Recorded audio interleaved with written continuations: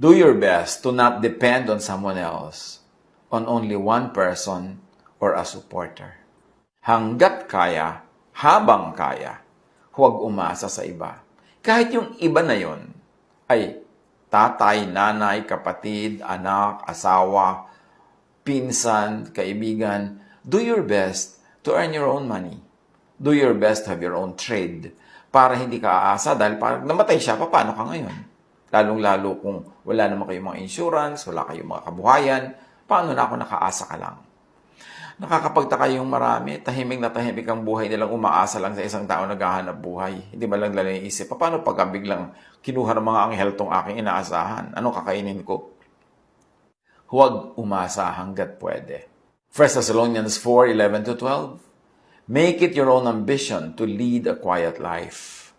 You should mind your own business and work with your hands, just as we told you, so that your daily life may win the respect of outsiders and so that you will not be dependent on anybody.